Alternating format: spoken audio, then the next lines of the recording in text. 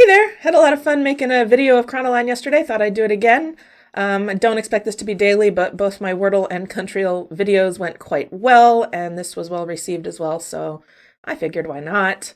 Um, Forgive me if I sound a little nasally. My kids were kind enough to share a cold with me. Nothing serious, but I'm not at 100% either. It sucks. Anyway, so quickly, this game is just a timeline game. You get an event, you have to place it before or after the events that are already on the line, and you have to get 10 of them to win, and you get 5 errors. So it's pretty forgiving. So let's see what we can do. This is the daily. Today is Wednesday, March 29th. I, again, don't know if this is the 29th or the 30th, but it's whatever was after yesterday's. So we get started off with the signing of the Treaty of Versailles in 1919. That, of course, is the treaty that ended World War I. And we want to know if the Declaration of Independence of the United States was signed before or after that. I'm pretty sure it was before. 1776, of course. I'm pretty sure World War II ended after World War I. Seems likely. Okay, the Battle of Stirling Bridge. I don't know what that is. Stirling Bridge. It sounds British Isle-y to me, but I actually have no idea what it is. But it sounds old, too, so we're just going to go ahead and put it before all the other stuff. 1297. Yes, old.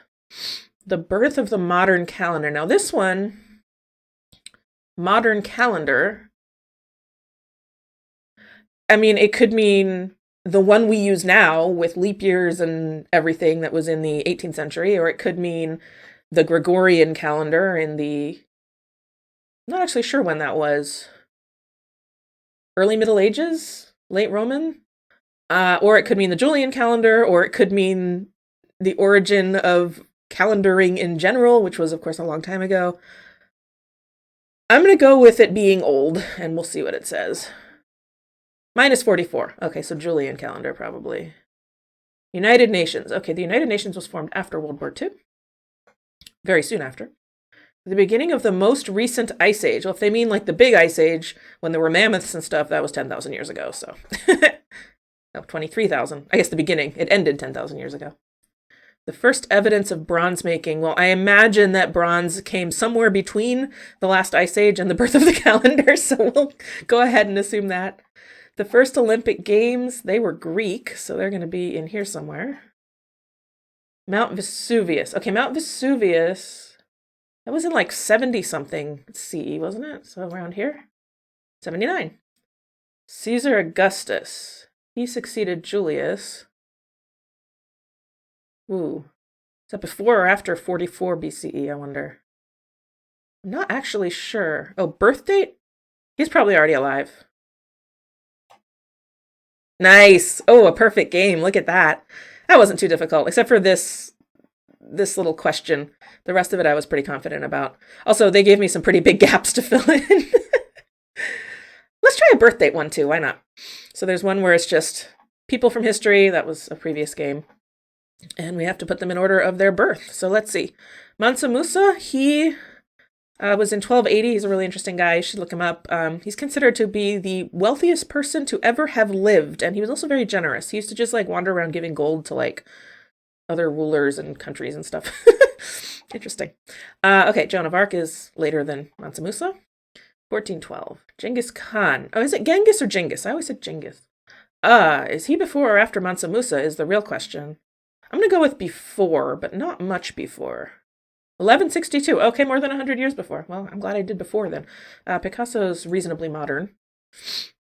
Elizabeth I is going to be after Joan of Arc. Billie Eilish. She older than Pablo Picasso? I'm not sure. And Frank, she's going to be right in there. I think 1926.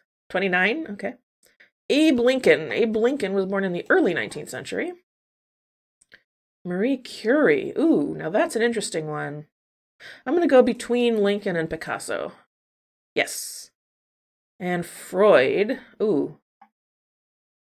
Let's see. Let's reason this out. Freud was writing in the early 20th century. He was already an adult. He was certainly alive in the late 19th century, already an adult. So probably before Picasso, but I'm not sure if before Marie Curie. Huh. I am going to go with... I don't know when he died. Or how old he was when he died, for that matter. That would be a way of working backward. I'm going to go with before Marie Curie. Oh, 86. Wow, I was way off. Okay, he's actually after Picasso. Harold II. Harold II was a very early English king, wasn't he? Let's go before Harold.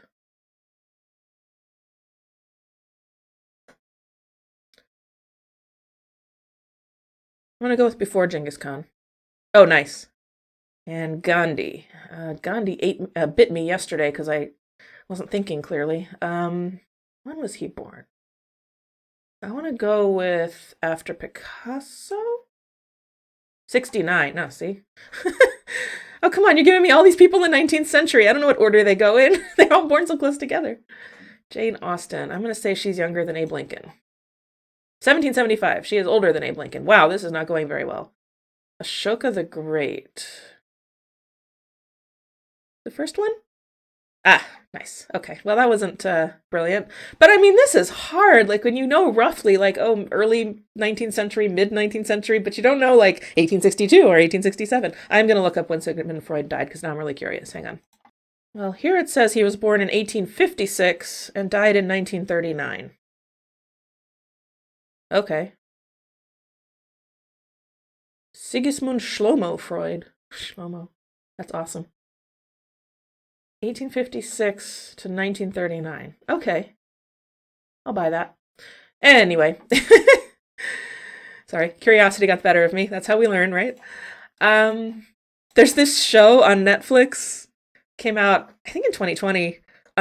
It's an Austrian show about Freud with some sort of supernatural, magical elements to it. It's a lot of fun. I really enjoyed it. It sort of gets into Freud's early life in the late 19th century, coupled with stuff that was going on in Austria-Hungary at the time. And it has one of the best representations of a Friday night Shabbat dinner, a Jewish Sabbath, that I've ever seen on TV, which really surprised me to find that in a random show from Austria on Netflix. But anyway, that's Freud. I don't know. Now I looked him up, I started thinking about him.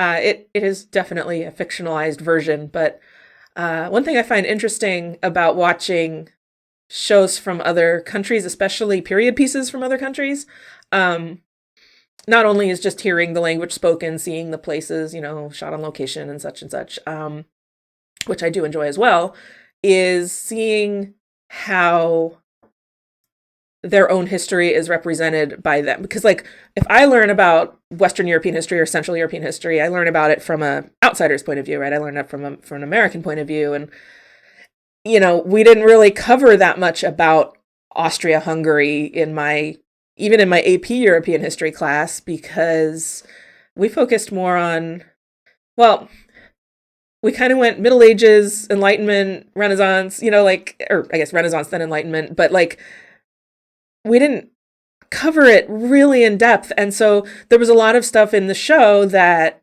was certainly something you would just know if you had gone to school in Austria. Like if you go to the school in the United States, you know about the Civil War, you know about the Revolutionary War, you know who George Washington is.